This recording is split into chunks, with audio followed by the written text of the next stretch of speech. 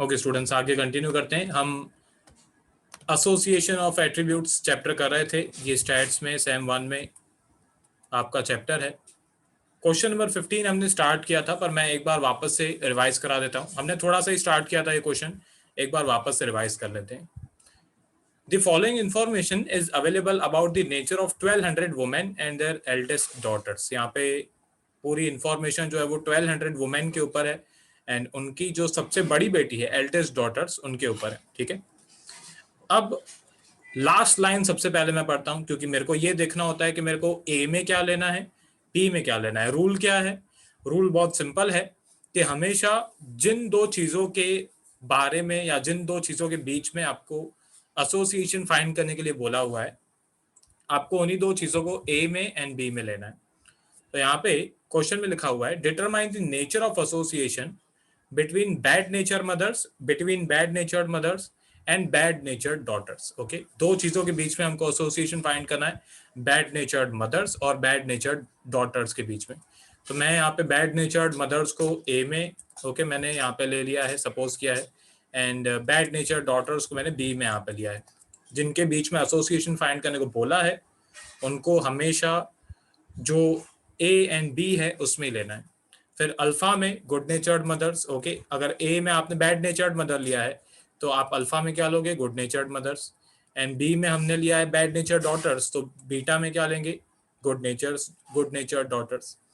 ठीक है, इसके बाद मैंने इंफॉर्मेशन लिखनी स्टार्ट की थी। यहाँ पे ऊपर टोटल क्वेश्चन में लिखा हुआ है 1200 वुमेन है, तो कैपिटल एन जो है हमारा वो आएगा 1200। फिर क्वेश्चन में क्या लिखा हुआ है? गुड नेचर्ड मदर कितनी है? 700।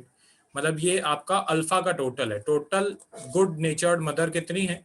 ओके, टोटल गुड नेचर्ड मदर मतलब अल्फा, एंड वो है 700, वो भी मैंने लिख दिया। उसके बाद बैड नेचर्ड डॉटर, टोटल ये बैड नेचर्ड डॉटर कितनी है? ओके, ये टोटल भी आएगा, वो है 600, तो मैंने यहाँ पे 600 लिख दिया बैड नेचर्ड डॉटर में, ये इसका टोटल दिया हुआ है। फिर क्वेश्चन में लिखा हुआ है good natured daughters and bad natured mothers. Daughters जो हैं वो गुड नेचर्ड हैं, पर मदर्स जो है वो बैड नेचर्ड है। तो यहाँ पे आप ढूंढोगे ओके ये है गुड नेचर्ड डॉटर बीटा में। थोड़ी मैं इसको स्पेस दे देता हूँ। ओके, ये बीटा में गुड नेचर्ड डॉटर्स हमने लिया है, एंड बैड नेचर्ड मदर्स मतलब good natured daughters and bad natured mother. तो यहाँ पे ये ए बी में आएगा, ओके अल्फा बीटा में आएगा। ये गुड नेचर्ड मदर एंड ये गुड नेचर्ड डॉटर्स। तो यहाँ पे हम लिखेंगे 250। ओके, जो कि इंफॉर्मेशन आपको क्वेश्चन में दी हुई है कि डॉटर्स अच्छे नेचर की हैं एंड मदर जो है वो बुरे नेचर की हैं। तो यहाँ पे नहीं लिखेंगे, मेरी गलती है, ऊपर लिखेंगे, क्योंकि क्वेश्चन में लिखा हुआ है डॉटर्स अच्छे नेचर की हैं, मदर्स बुरे नेचर की हैं, तो वो यहाँ पे ए बीटा में आएगा। अब जितनी इंफॉर्मेशन इन्होंने दी हुई थी वो मैंने फाइंड कर ली, लिख दी सॉरी। तो अभी हमारा एक ही काम बचता है, कौन सा? कि अभी कौन सी मेथड से एसोसिएशन फाइंड करना है वो देखो। तो यहाँ पे लिखा हुआ है क्वेश्चन में कि एसोसिएशन फाइंड करना है using the method of comparison of observed and expected frequency. तो ऑब्जर्व्ड एंड एक्सपेक्टेड फ्रीक्वेंसी मतलब ये कंपैरिजन मेथड आपको पूछ रहे हैं। ओके, कंपैरिजन वाली जो मेथड थी सेकंड मेथड वो आपको पूछ रहे हैं। अब उसमें ऑब्जर्व्ड फ्रीक्वेंसी का मतलब क्या होता है? A B. ये जो ए बी का टोटल आएगा वो ऑब्जर्व्ड फ्रीक्वेंसी होगी, थ्योरी वाले पेजेस में मैंने बताया आपको। एंड एक्सपेक्टेड फ्रीक्वेंसी का मतलब ए का टोटल मल्टीप्लाई बाय बी का total divide by N. Okay, मैं वापस रिपीट करता हूँ। ऑब्जर्व्ड फ्रीक्वेंसी का मतलब ए बी, ओके सिर्फ A B. And expected frequency का मतलब A multiply by B divide by N. तो अब ये LHS एंड RHS को हम कंपेयर करेंगे, ओके एंड फिर ये डिसाइड करेंगे कि हमारा डेटा कैसा है, एसोसिएशन कैसा है। तो स्टार्ट करते हैं। यहाँ पे पहले मैं LHS की कैलकुलेशन करूंगा। Okay, LHS equals to AB। Okay and पहले AB की वैल्यूज जो है वो सारी टेबल की वैल्यूज हमें कैलकुलेट करनी पड़ेगी, तो फटाफट कर लेते हैं। टोटल कैपिटल N है, उसमें अल्फा की जो वैल्यू है वो 700 है, तो अब 1200 में से 700 माइनस कर देंगे तो 500 आएगा ऑब्वियसली। उसके बाद यहाँ पे A का टोटल है 500, ए बीटा का टोटल है 250, तो ए बी का टोटल आएगा 250। ओके, 500 में से टोटल जो 500 है उसमें से ये 250 माइनस कर देंगे तो आंसर आएगा 250। उसके बाद यहाँ पे ये जो बी का टोटल है, total of bad nature daughters, okay, वो है 600। उसमें से 250 ये ए बी का टोटल है, तो 600 में से ये 250 माइनस कर देंगे तो अल्फा भी आ जाएगा, good natured mothers and bad natured daughters 350। उसी तरीके से यहाँ पे ये 700 है अल्फा का टोटल, इसमें से हम लोग ये 350 जो है वो माइनस कर देंगे, तो 700 में से 350 माइनस करेंगे तो आंसर आ रहा है 350। ओके, इसके बाद यहाँ पे बीटा को फाइंड करने के दो मेथड्स हैं। यहाँ इन दोनों को 250 एंड 350 को प्लस कर दो, ओके, या इस 1200 में से 600 माइनस कर दो, दोनों का आंसर 600 ही आएगा। ओके, 250 प्लस 350 करोगे तो भी 600 आएगा, 1200 में से 600 माइनस करोगे तो भी 1200 आएगा। ओके, अब सारी वैल्यूज फाइंड हो गई। क्वेश्चन में क्या बोला हुआ है? Comparison method, comparison of expected frequency and observed frequency. Okay, तो यहाँ पे ये रहा, ऑब्जर्व्ड फ्रीक्वेंसी मतलब A B and expected frequency मतलब A into B upon N. तो पहले मैं एलएचएस फाइंड करूंगा, ऑब्जर्व्ड फ्रीक्वेंसी। ओके, एलएचएस मैं थोड़ा जूम भी कर देता हूँ ताकि क्लियरली दिखे। हाँ, तो LHS equals to observed frequency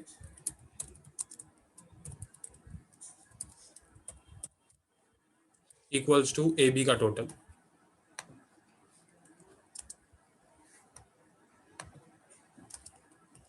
okay, अब ए बी की जो वैल्यू है वो तो हमने फाइंड की हुई है, इसमें कोई भी कैलकुलेशन करने की जरूरत नहीं है। ओके, ए बी की वैल्यू हमने ये रही ऊपर फाइंड की हुई है 250, ये ए बी की वैल्यू है, तो इसमें तो मैं डायरेक्टली लिख दूंगा 250। एलएचएस की वैल्यू आ गई। अब आरएचएस की जो वैल्यू है वो हम फाइंड करेंगे। ठीक है, तो आरएचएस मैं साइड में ही कैलकुलेशन कर रहा हूँ, आप नीचे करो तो ज़्यादा अच्छा। ठीक है, मैं साइड में इसीलिए कैलकुलेट कर रहा हूँ क्योंकि जब मैं लिखने का टाइम दूंगा या जब मैं स्क्रॉल करूंगा तो आपको एक ही पेज में सब कुछ क्लियरली दिखे। हाँ, अब आरएचएस, तो आरएचएस में हमको क्या फाइंड करना है? Expected frequency.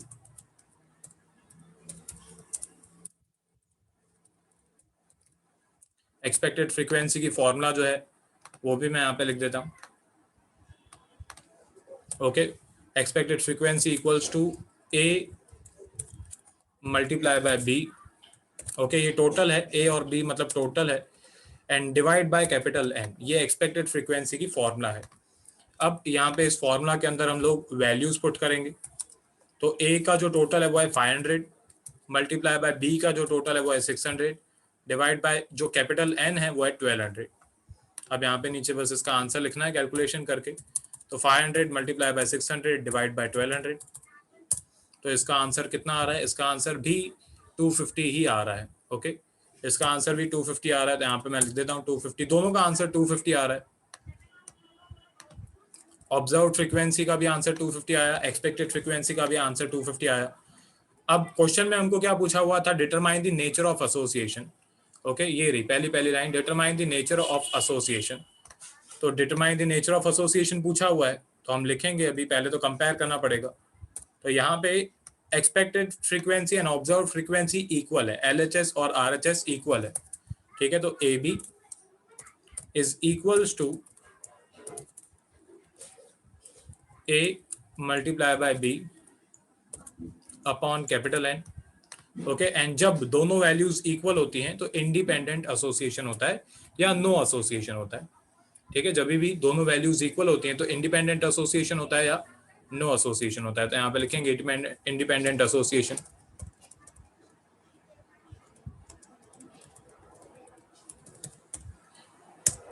ठीक है, ये आपका आंसर है। ठीक है, ये ऊपर की कैलकुलेशन है, ये आपका सम है। ठीक है, मैं एक बार स्क्रॉल कर देता हूँ, जो लोग ऑनलाइन देख रहे हैं ऐप के ऊपर वो भी क्लियरली देख पाए। ये आपका क्वेश्चन है, क्वेश्चन नंबर 15, एंड उसके बेसिस पे ये टेबल बनाया है मैंने।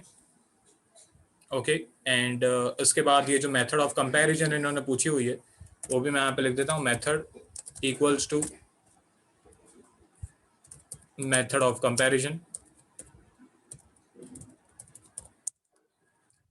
मेथड्स पे भी ध्यान देना जरूरी है। क्वेश्चन में अगर कोई भी मेथड नहीं बोली हुई है तो यूल्स मेथड करनी है, वो भी मैं अभी इस लेक्चर में ही आगे आपको सिखाने वाला हूँ। ठीक है, तो मैंने स्क्रॉल कर दिया। जो लोग ऐप पे देख रहे हैं प्लीज पॉज कर करके लिखते रहना। चैप्टर में इतना हार्ड कुछ भी नहीं है ज्यादा, पर एक तरीके से फॉर्मूलाज आपको पता होनी चाहिए।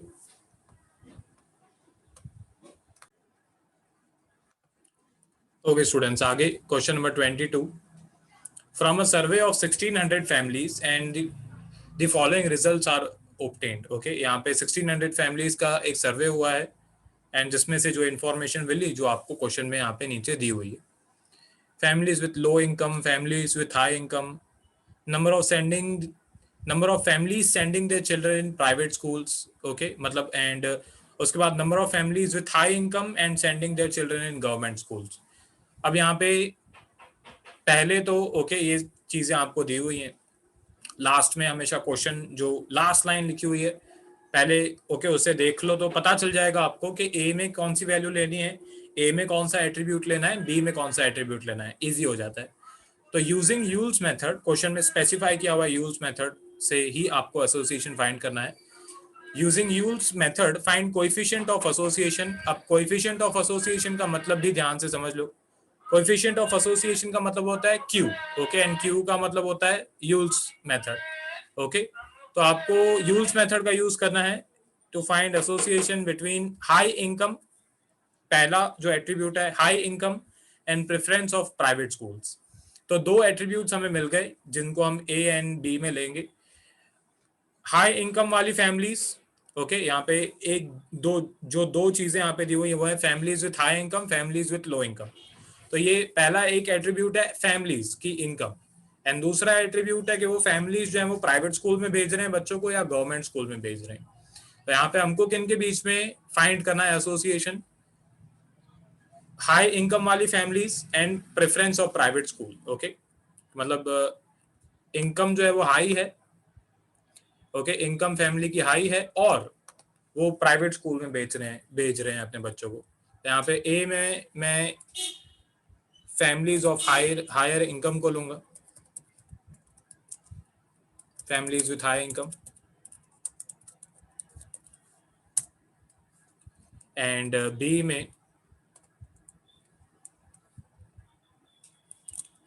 Families sending their children in private schools। ठीक है, अभी आपको नहीं दिख रहा होगा पर चलेगा। ओके, यहाँ पे आज सिर्फ मैं ऐसे लिख देता हूँ, पूरा आप लिखना, मैं सिर्फ यहाँ पे ऐसे लिख देता हूँ प्राइवेट स्कूल,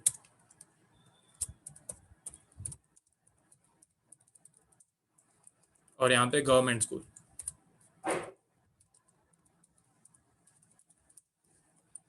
यहाँ पे फैमिलीज विथ हाई इनकम तो उसका opposite families with low income वो अल्फा में आएगा।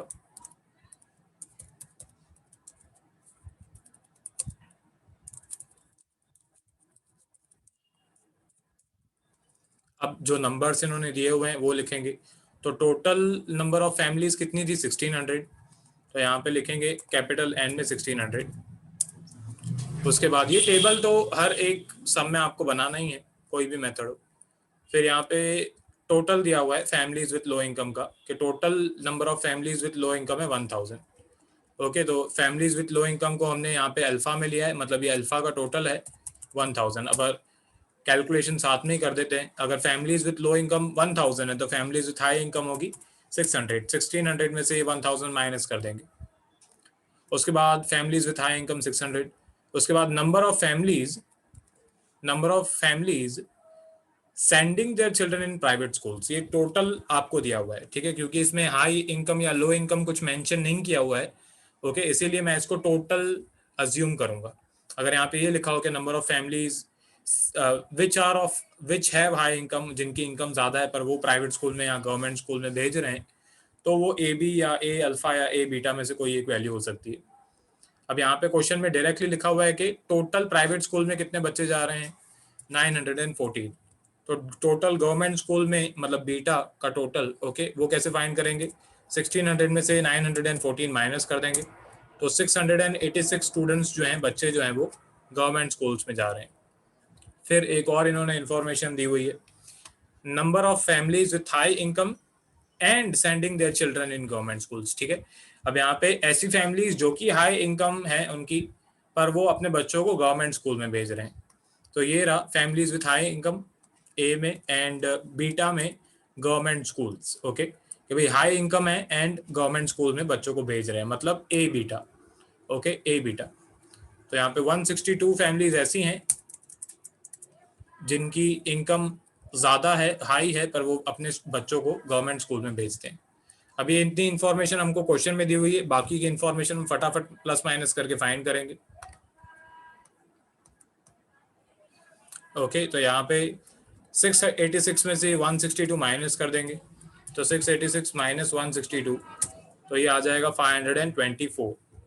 उसके बाद यहाँ पे ये 600 है एंड ये 162 है, तो ये ए बी हमको फाइंड करना है, तो 600 में से 162 माइनस कर देंगे, तो ये आ जाएगा 438। उसके बाद ये अल्फा का टोटल है 1000। ओके, 1000 में से 524 माइनस कर देंगे, तो 476 आ जाएगा। तो बाकी की इन्फॉर्मेशन जो है वो मैंने प्लस माइनस करके फाइंड कर ली। अब यूज मेथड जो है वो आपको क्वेश्चन में ही बोला हुआ है। ओके, कि यूज मेथड से आपको जो आंसर है वो कैलकुलेट करना है। तो ये यूज मेथड की फॉर्मूला है जो मैंने आपको बताई भी थी थ्योरी वाले पेजेस में। अब ध्यान दो, यहाँ पे जो मैंने आपको एक ट्रिक भी बताई थी, ठीक है, ये डायगोनल वाली जो ट्रिक मैंने आपको बताई थी, ठीक है, ये आपको याद रखना है।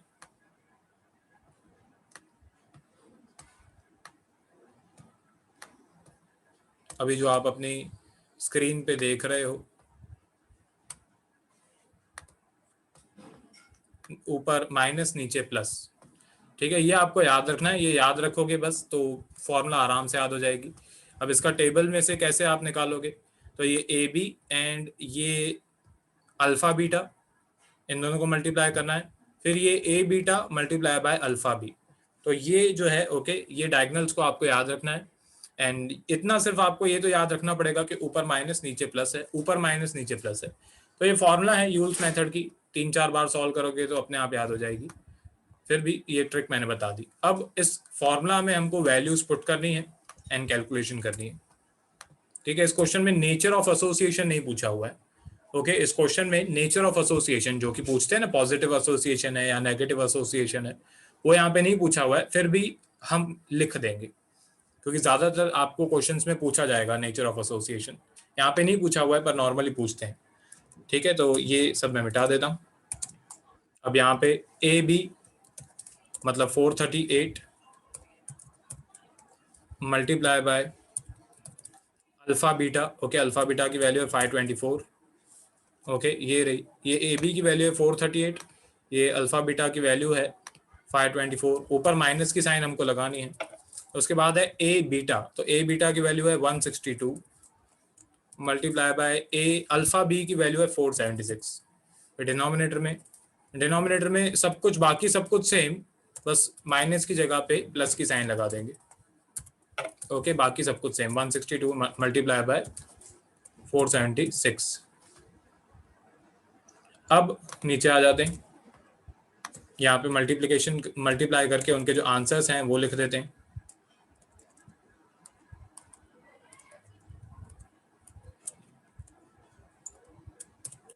ओके, अब मैं साइड में यहाँ पे कैलकुलेशंस कर लेता हूँ। 438 मल्टीप्लाई बाय 524, तो ये आ रहा है 229512। ओके, 229512। फिर माइनस में यहाँ पे 162 मल्टीप्लाई बाय 476, इसका इतना आंसर आ रहा है 77,112। फिर नीचे भी सेम ही नंबर्स आएंगे, बस माइनस की जगह पे प्लस की साइन लगा देनी है। 229512 plus 77112।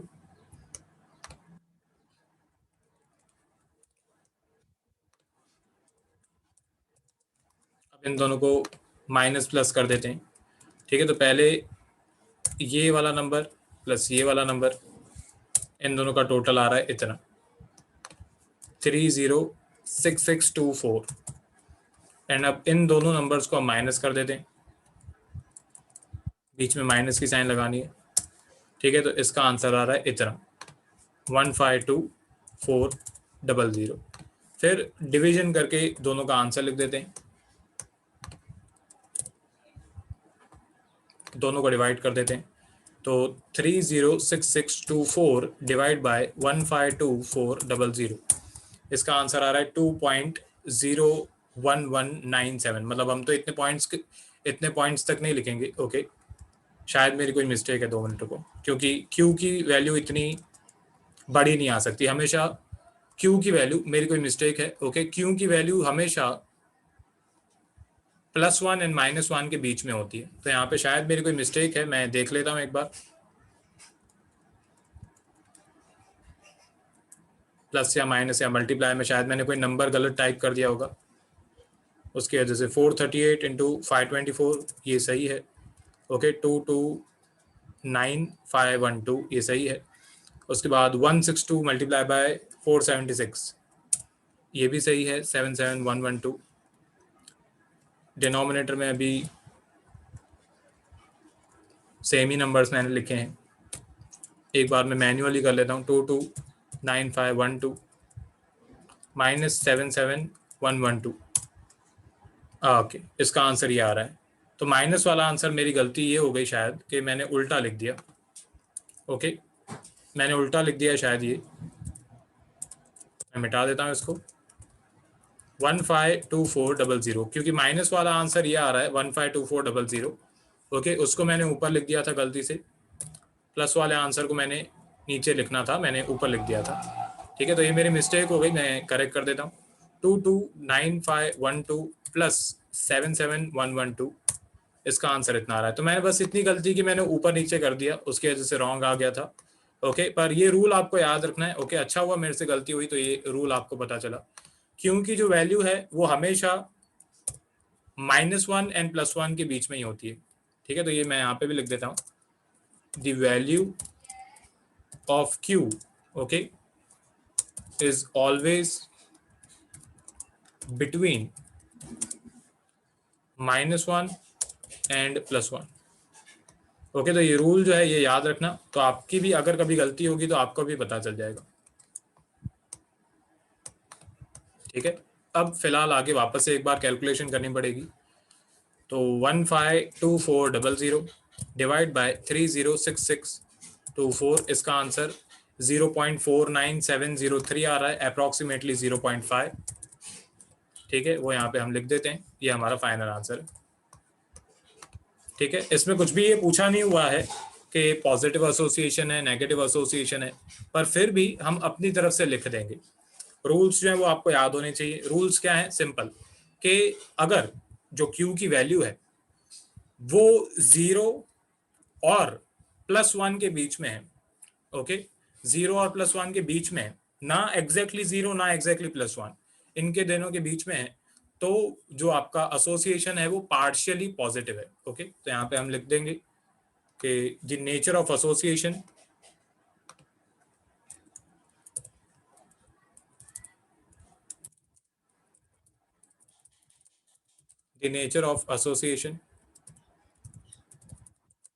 is partially positive। Okay, and ये अगर आप क्वेश्चन का टाइप देखो ना तो भी आपको समझ में आ ही जाएगा। ओके, अगर आप थोड़ी कॉमन सेंस लगाओ, क्वेश्चन का मीनिंग समझो, तो आपको पहले से ही इसका आंसर पता होगा। ये ऑब्वियस सी बात है कि जो लोग की इनकम हाई होती है वो लोग अपने बच्चों को प्राइवेट स्कूल्स में ही भेजते हैं ज़्यादातर। ठीक है, एंड लो इनकम वाले जो फैमिलीज हैं, आप उनको भी देखो तो वो भी ट्राई तो पूरा यही करते हैं कि वो प्राइवेट स्कूल्स में ही भेजें।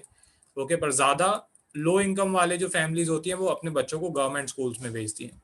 ऐसे और भी क्वेश्चंस आगे भी आएंगे जिसमें कि ऐसा होता है कि आपको पहले से ही आंसर, जो एक तरीके से जो एसोसिएशन है नेचर का, वो पता होगा कि पार्शियली पॉजिटिव आएगा, नेगेटिव आएगा। ठीक है, तो ये आपका आंसर है। मैं एक बार स्क्रॉल कर देता हूँ, जो लोग ऑनलाइन देख रहे हैं प्लीज लिख लेना। ये आपका क्वेश्चन है, क्वेश्चन नंबर 22। ये क्वेश्चन नंबर 22 के बेस पे मैंने ये टेबल बनाया है। ये टेबल तो हर एक क्वेश्चन में होना ही चाहिए, इसके मार्क्स होते हैं।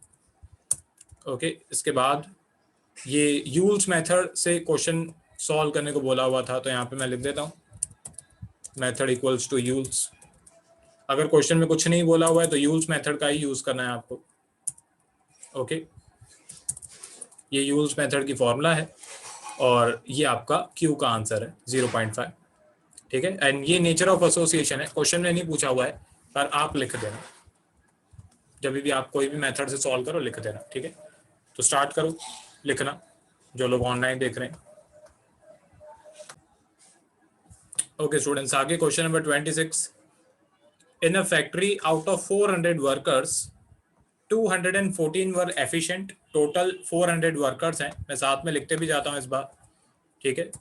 400 वर्कर्स में से 214 एफिशिएंट वर्कर्स हैं। अब लास्ट लाइन, पहले पूरा क्वेश्चन रीड करने से पहले मैं लास्ट लाइन रीड कर लेता हूँ। डिटरमाइन यूल्स कोएफिशिएंट, आपको जो क्यू की वैल्यू है वो फाइंड करने को बोल रहे हैं, between training and efficiency. Okay, तो यहाँ पे जो दो एट्रीब्यूट्स के बीच में आपको एसोसिएशन फाइंड करना है वो है ट्रेनिंग और एफिशिएंसी। मतलब एक तरीके से ट्रेनिंग मिली होगी वर्कर्स को एंड उनकी एफिशिएंसी इंक्रीज होगी, एंड ऐसे वर्कर्स जिन्हें ट्रेनिंग नहीं मिली एंड वो एफिशिएंसी भी उनमें नहीं है। यहाँ पे पहले तो मैं ए एंड बी में जो मेरे को लेना है क्वेश्चन रीड करके वो लिख देता हूँ। ट्रेनिंग या ट्रेन्ड वर्कर्स लिख सकते हैं हम लोग। ओके, ट्रेन्ड वर्कर्स, तो अल्फा में ऑब्वियसली उसका ऑपोजिट आएगा। देखो ध्यान दो, ए में आप जो भी लेते हो ना उसका ऑपोजिट हमेशा अल्फा में आता है। ए में आपने बॉयज लिया तो अल्फा में गर्ल्स आएगा, ए में आपने अगर पास लिया तो अल्फा में फेल आएगा। एंड दूसरा जो एट्रीब्यूट है वो हमेशा बी एंड बीटा में आता है, ठीक है। उसमें भी सेम रूल होता है, जैसे ए में मैं यहाँ पे ले रहा हूँ ट्रेन्ड वर्कर्स, बी में मैं एफिशिएंसी ले रहा हूँ, एफिशिएंट वर्कर्स ले रहा हूँ। ओके, एफिशिएंट वर्कर्स, तो बीटा में मैं क्या लूंगा, नॉन एफिशिएंट वर्कर्स।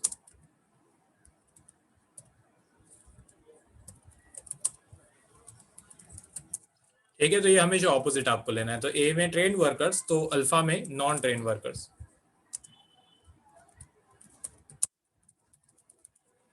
अब नंबर्स, 400 वर्कर्स में से 214 एफिशिएंट है, मतलब यहाँ पे एफिशिएंट वर्कर्स का टोटल आपको दिया हुआ है कि टोटल एफिशिएंट वर्कर्स जो है वो 214 है, डी का टोटल दिया हुआ है। तो बाकी जो नॉन एफिशिएंट वर्कर्स हैं वो माइनस करके फाइंड कर लेंगे, तो 400 में से 200 एफिशिएंट है, तो बाकी ये 186 नॉन एफिशिएंट है। 150 workers were trained workers. Okay, 150 workers को ट्रेनिंग मिली है, मतलब ये जो ट्रेन्ड वर्कर्स है उसका टोटल है, ये ए है ट्रेन्ड वर्कर्स एंड उसका ये टोटल है 150। तो 150 वर्कर्स को ट्रेनिंग मिली है एंड ऑफ देम, ध्यान दो 150 वर्कर्स को ट्रेनिंग मिली एंड उनमें से, मतलब जिनको ट्रेनिंग मिली उनमें से 42 आर नॉट एफिशिएंट, ठीक है। तो जो 42 ये नॉन एफिशिएंट वर्कर्स हैं वो किन में से हैं, जिनको ट्रेनिंग मिली। क्वेश्चन में मैं किया हुआ स्पेसिफाई कि 150 workers were trained and of them 42 workers were not efficient. तो यहाँ पे 42 वर्कर्स नॉट एफिशिएंट है ट्रेनिंग देने के बाद भी, तो बाकी के जो वर्कर्स हैं वो एफिशिएंट हैं, मतलब 108 वर्कर्स एफिशिएंट है। इसके बाद ये 214 में से ये 108 हम माइनस करेंगे, तो 214 में से 108 माइनस करेंगे तो ये 106 आ जाएगा कि भाई वर्कर्स को ट्रेनिंग नहीं मिली है पर फिर भी वो एफिशिएंट है, मतलब अल्फा बी। ये ऐसे 106 वर्कर्स है जिनको ट्रेनिंग नहीं मिली पर वो एफिशिएंट वर्कर्स हैं, एंड यहाँ पे ये